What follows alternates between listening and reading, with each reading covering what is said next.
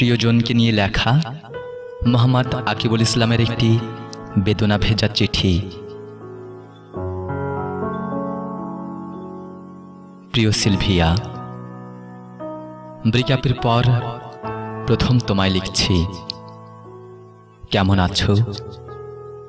সেদিন হঠাৎ স্নিগ্ধার সঙ্গে দেখা হয়েছিল।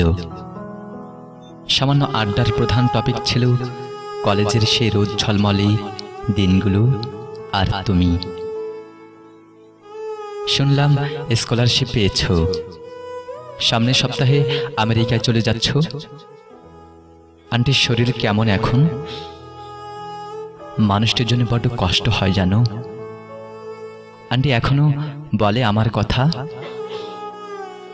একদিন তোমাকে দেখেছিলাম জানো, কি জানি কি হলো, আড়ালে লুকিয়ে গেলাম। একটা কষ্ট দলা পাকিয়ে ফুঁপিয়ে উঠছিল।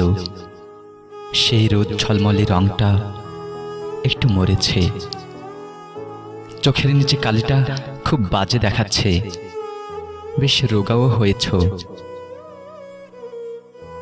ত্রিহার মুখে শুনলাম অর্ণব বলে কোনো এক ভাগ্যবানের সঙ্গে প্রেম করছো। ভাগ্যবানই বটে, ক্লাস মাতানো উজ্জ্বল মেয়েটার কাছ থেকে প্রপোজ পাওয়া চারটিখানি কথা নাকি? অ্যাটলিস্ট আমার মতো তো নয়। এঁদো গলি, চায়ের দোকান, ছাড়া জিন্স, আড্ডা, বস্তা পচা কবিতা, এগুলো তো তুমি কখনোই পছন্দ করতে না, বুঝতামও। কিন্তু এগুলো আঁকড়ে ধরে যে আমার বেঁচে থাকা। শপিং মলের আলোয় আমার দম বন্ধ হয়ে আসতো। কফি কর্নারের নীলচে ধোঁয়ায় আমি। ছাড়ো সেসব, এখন তো অন্তত তোমাকে এসব নিয়ে ঝগড়া করতে হয় না।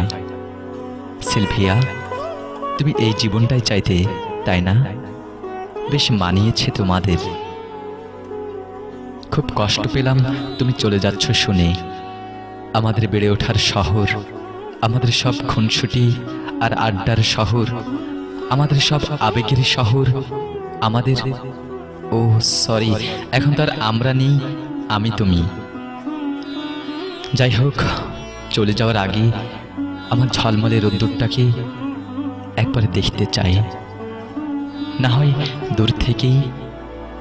কতদিন আমার অন্ধকার ঘরে রোদ পড়েনি। জানি এই চিঠিটাও খামবন্দি হয়ে জমা হবে ড্রয়ারে, অন্যগুলোর মতোই। তবু লিখি, আজও লিখি। আসলে সেই পুরনো অভ্যেস যে। ইতি, তোমার বস্তা পচা কবিতাওয়ালা ছেলেটা।